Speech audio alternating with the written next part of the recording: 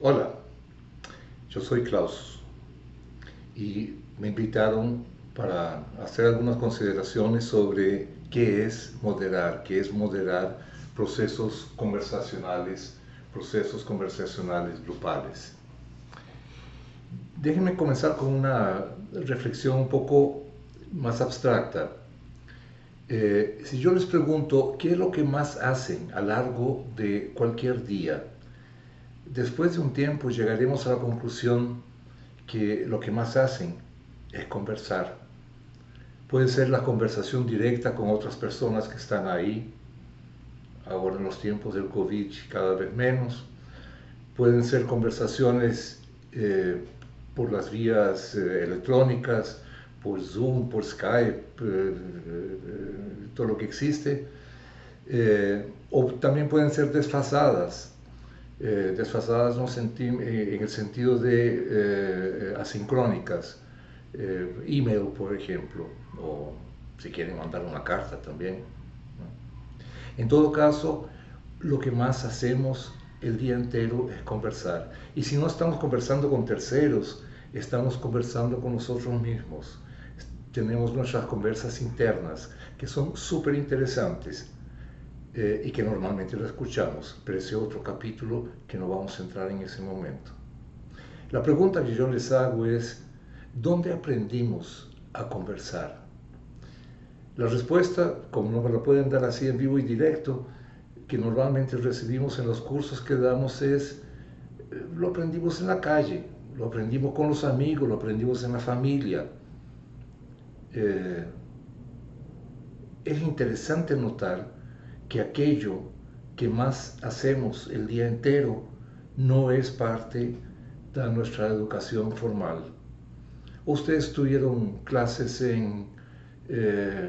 hoy nos toca clase en escutar, o hoy nos toca en clase de cómo nos hacemos cargo de nuestros juicios, o cómo diseñamos una buena conversación, etcétera. Eso lo fuimos aprendiendo y lo seguimos y seguimos actuando en el piloto automático. No nos damos cuenta normalmente qué es exactamente lo que pasa cuando estamos conversando. Y ahí nuestras conversaciones dan en lo que dan. Entonces, una primera idea es que el ser humano es un ser conversacional. Todo lo que hace, lo hace a través de conversaciones, lo hace a través del lenguaje. Vivimos en el lenguaje, todos los días. En ese sentido, llegamos a una primera definición de qué es moderar. Moderar en ese caso sería el arte de facilitar conversaciones para que sean más participativas, más reflexivas, más significativas. Le podemos poner otro tanto de adjetivos para que lleven a resultados y también para que sean agradables, porque muchas de las conversaciones que tenemos en el día a día, realmente uno se las podría ahorrar. Entonces, en ese sentido, Eloisa y Klaus soy yo. Eloisa, ustedes no la van a conocer en esta oportunidad, espero que tengamos otras. Nos dedicamos a esa arte de facilitar conversas los últimos 30 años. Permítanme hacer un quiebre aquí para presentarme un poco más formalmente. Mi nombre es Klaus. Mi pasaporte dice que soy alemán, pero uno de hecho acaba siendo un cóctel, una mezcla de todos los países donde ella vivió. Y en ese sentido llevo Costa Rica en mi corazón porque me pasé todo el primario en San José, hace muchos años. Eso fue el tiempo cuando uno se levantaba de mañana a ver cuánta ceniza había caído por el volcán Irazú, cuando el paseo más bonito era ir al drive-in ¿cómo se llamaba? Drive-in de Dos Pinos, la cooperativa Dos Pinos, a tomarse un milkshake, o cultivaba las mariposas en el estómago yendo al salón de patines que quedaba un poco más allá del higuerón de los Yoses, y uno podía dar vueltas a una pista patinando y agarrándole la mano a la mujer que le hace palpitar el corazón. Entonces, hace mucho tiempo, pero fue un tiempo extremadamente agradable. Entonces, Costa Rica para mí es una referencia. Años más tarde, la fundación me invitó a construir la fundación en Colombia, cosa que hice por 5 años. Fue un tiempo muy intenso, muy bonito. Me castigaron después con 15 meses de estadía en la central de la fundación en Bonn, para después hacerme cargo de la fundación en Chile en los últimos 3 años de la dictadura, que fue un tiempo extremadamente interesante e importante para el asunto que vamos a tocar ahí. Cuando Elwin fue electo, a mí me transfirieron a Brasil, donde pasé 3 años de representante de la fundación, y después me crié un proyecto regional llamado Orplafes para hacer exactamente de lo que estamos hablando aquí, para dedicarme a la facilitación de conversaciones en el ámbito político. Entonces,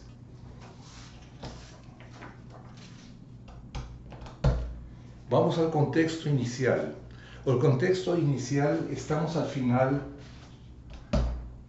de los años 80 y en el cono sur sobre todo hay todo un proceso de democratización, en Argentina, en Brasil, en Chile, etc. Y nuestras contrapartes, las contrapartes de la fundación, nos pedían sobre todo ayuda en la retomada de posiciones de gobierno en el Ejecutivo, después de haber pasado 20 o más años fuera de ese negocio o nunca habiendo participado en el Ejecutivo. Entonces déjenme traer una distinción de uno de nuestros profesores principales, que fue Carlos Matus, un chileno que fue ministro de Planificación de Allende y después tuvo bastante tiempo para reflexionar sobre planificación y llegó a un esquema que para nosotros ha sido orientador, la planificación estratégica situacional. Matus lo que dice es lo siguiente: gobernar básicamente es tener un proyecto, saber qué es lo que se quiere hacer, tener gobernabilidad, es decir, controlar algunas de las variables o por lo menos ser un poco más poderoso que otros que están en contra de tu proyecto. Y aquí esa piernita que es la que más nos interesa en este momento, que es la capacidad de gobierno, la capacidad de implementar aquello que uno se ha propuesto. Entonces, aquí podemos distinguir, por un lado, se necesitan recursos, y recursos tenemos que acordarnos que no son siempre solo financieros. Recursos también es conocimiento, recursos es capacidad de convocatoria, recursos son recursos políticos, de tener apoyo de diferentes actores, etc. Entonces, aquí en esa capacidad vemos por un lado los recursos y por el otro, que era el punto que más nos interesa en ese momento, la capacidad de gestión, que es donde falla la mayoría de los casos los grandes proyectos, que es, uno sabe lo que quiere hacer, pero después se enreda en la implementación. Entonces, considerando lo que nuestras contrapartes nos estaban pidiendo, comenzamos primero con cursos de planificación estratégica situacional con Carlos Matos y siguiendo sus aprendizajes y participando de tantos cursos que después uno se los sabía de memoria y los podía hacer uno mismo. Pero nos dimos cuenta al rato que estábamos aplicando la planificación estratégica a todo, siendo que es un armamento medio pesado. Entonces comenzamos a indagar un poco más profundamente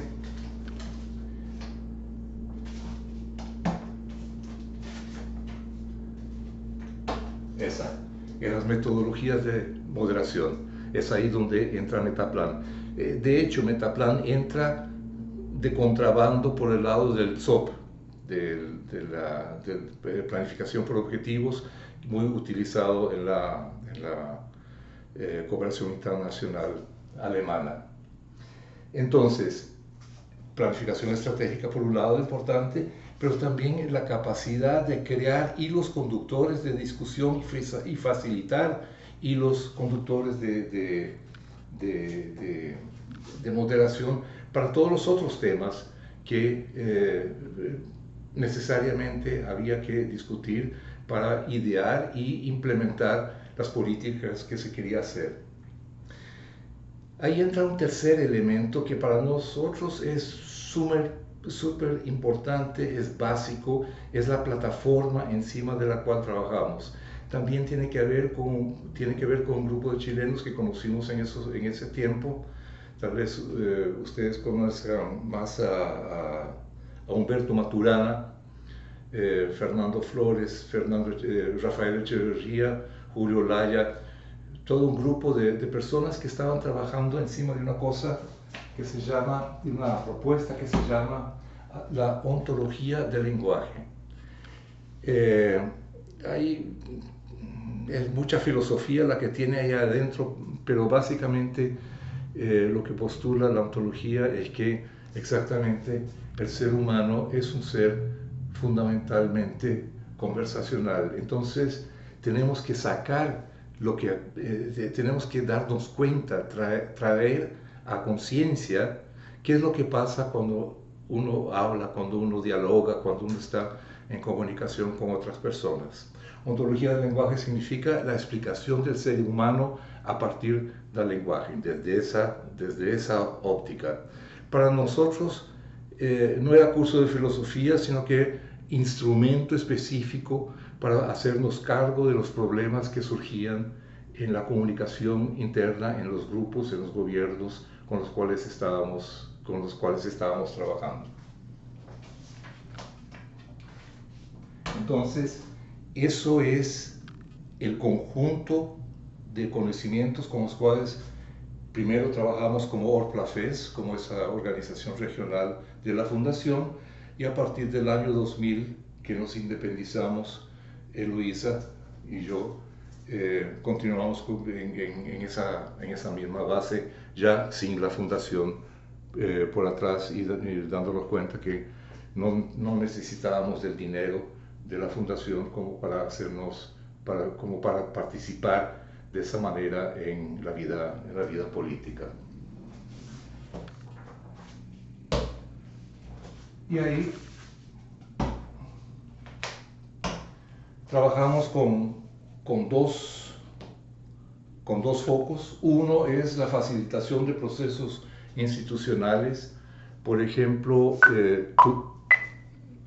tuvimos la suerte de participar de los dos secuencias de gobiernos del Partido de los Trabajadores aquí en Brasil, es decir, desde inicio, ascenso, culminación, caída y golpe, ¿no? En 2016. Y ahí nos pasamos mucho tiempo en los diversos ministerios haciendo la planificación estratégica y haciéndonos cargo de otros problemas de política que iban surgiendo.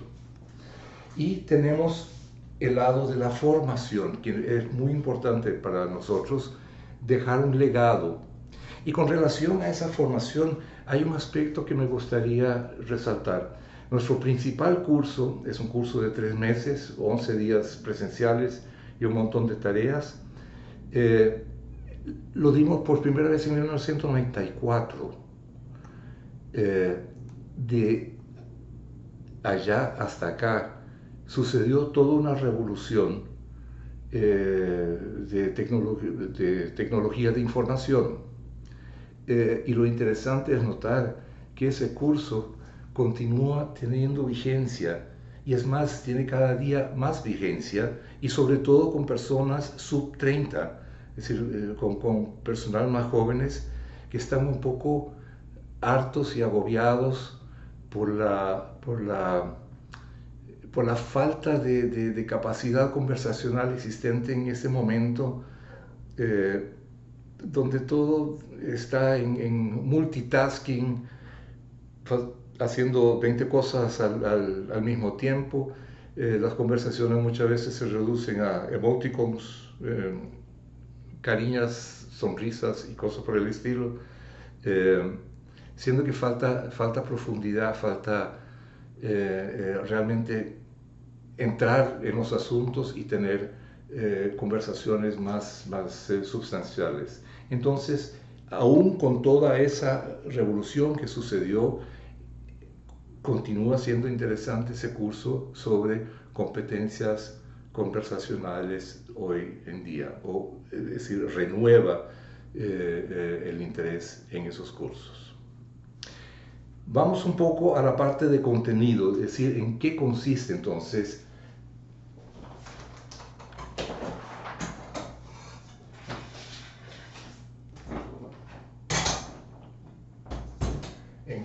ese negocio de la moderación.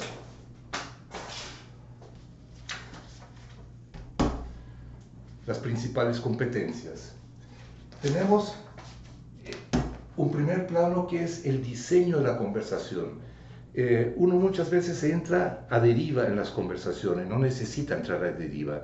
Las conversaciones son diseñables, pueden ser mapeadas paso a paso para llegar al resultado. Vamos a ver un poco más cómo funciona eso. Eso comienza por una buena conversa con el cliente.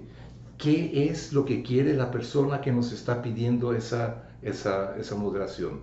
¿Cuál es el resultado donde quiere llegar ese grupo o esa institución o esa compañía, esa empresa o lo que fuera? Después tenemos las técnicas de preguntas. Es decir, básicamente la moderación se hace preguntando, abriendo espacios de posibles respuestas. Ese elemento aquí no es fácil, porque nosotros estamos súper acostumbrados hoy en día a dar buenas respuestas. Eso es lo que nos enseñaron en la escuela, no hacer buenas preguntas. Entonces, hay un espacio de aprendizaje grande aquí en términos de cómo hacer buenas preguntas y cómo crear buenos hilos conductores. Y los conductores son secuencias de preguntas que nos van a llevar al resultado que el grupo se ha propuesto. Fuera de eso, hacemos guiones de una actividad donde describimos antes de que suceda la actividad todo lo que va a acontecer, todo lo que va a suceder en ella. Ustedes van a ver en el ejercicio que vamos a hacer el jueves que los compañeros de ustedes hicieron un guión para hacer un ejercicio. Entonces vamos a analizar ese guión. Y nos ocupamos de organización y ambientación. Eso es súper importante y a veces uno lo olvida o lo menosprecia.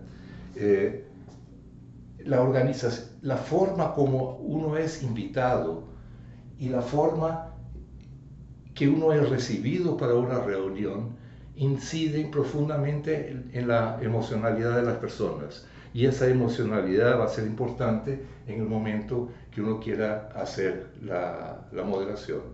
Entonces, hay todo un espacio del diseño de conversaciones.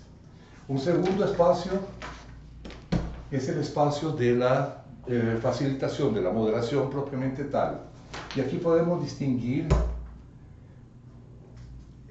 clásico Metaplan es la moderación de preguntas con visualización, que son, vía de regla, son preguntas abiertas que abren un espectro de posibles respuestas, que después son organizadas en clusters para ver qué encaminamiento se les da posteriormente. Y las respuestas pueden ser orales, consecutivas, una tras la otra, pero después siempre se visualiza, o pueden ser simultáneas, todos responden al mismo tiempo, con lo cual uno tiene la visión de conjunto de qué es lo que ese grupo está sintiendo con relación al asunto que está siendo preguntado, que está siendo tratado. Cada vez más trabajamos con técnicas focadas en subgrupos. ¿Por qué? Porque la participación de las personas en subgrupos es mucho mayor que en grandes plenarias. Las personas tímidas o que no hablan o que no les gusta hablar en público, que es la gran mayoría, se sienten mucho más a gusto y pueden participar más si uno trabaja en subgrupos que después obviamente tienen que ser refrendadas por una plenaria.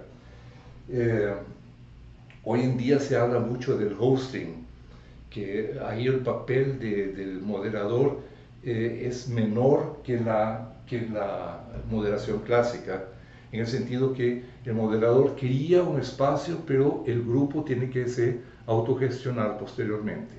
Ejemplos de eso son World Café, el Café del Mundo, que seguramente ya participaron en algún momento, Open Space para ¿cómo se llama? Grupos multitudinales, grupos grandes y otros. Y aquí en la facilitación, otra área de conocimiento, otra área de competencia, son saber observar y hacerse cargo de los procesos grupales que suceden. Cada vez que se junta un grupo, ocurre un proceso grupal. Son las emocionalidades que con las cuales el grupo llega, se junta y va desarrollando a lo largo de la conversación.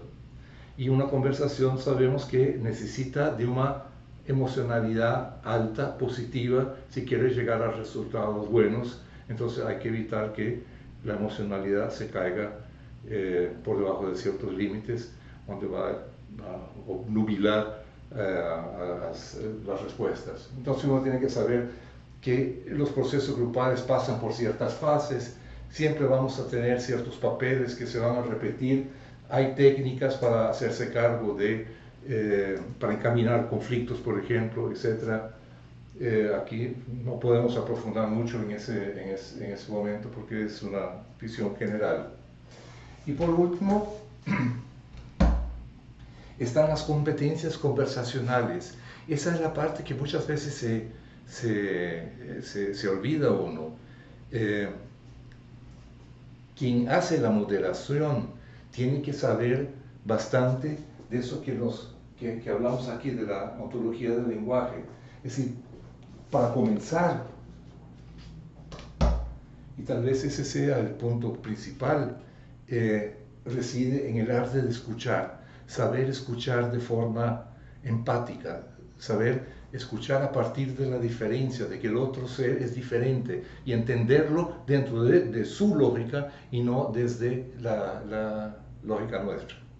El moderador o moderadora es sobre todo una oreja inmensa.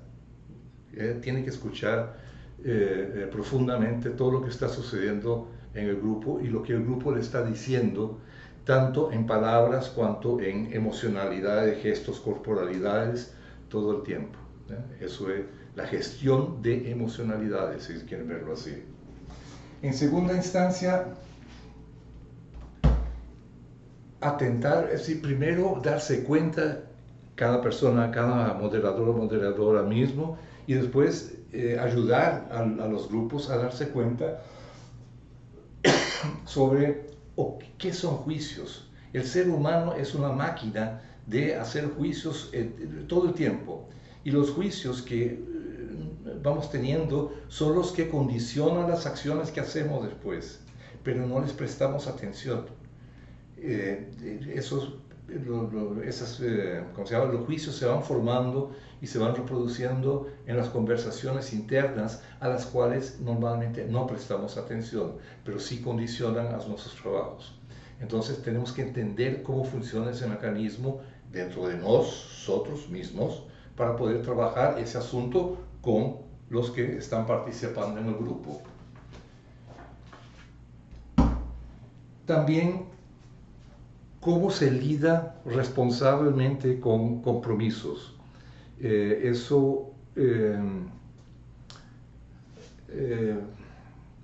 decir, no me gusta entrar en eso, pero en América Latina deja mucho de desear en algunas oportunidades. Los juicios, los compromisos son más o menos sueltos y no hay mucha instancia de sanción si uno no cumple con los compromisos. Los compromisos bien llevados pueden ser un amplio espacio de aprendizaje exactamente cuando no se puede cumplir. Entonces, ¿qué es lo que tenemos que hacer para crear situaciones en que podamos hacernos cargo de nuestros compromisos?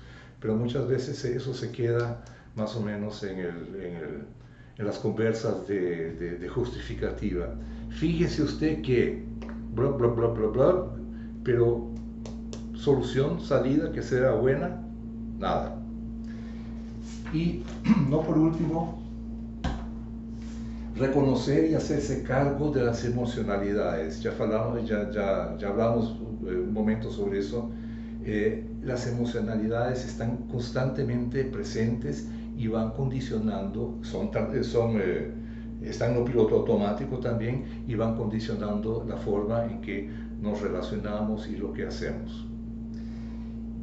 Eso es básicamente el espacio de las competencias, pero hay un complemento que es extremadamente importante, que es la ética de la moderación. La moderación está guiada por principios, y esos 4 principios son extremadamente importantes. Es decir, si uno se aleja de estos principios, acaba en la manipulación y no en la ayuda de las personas para llegar a los resultados a los que quiere llegar en sus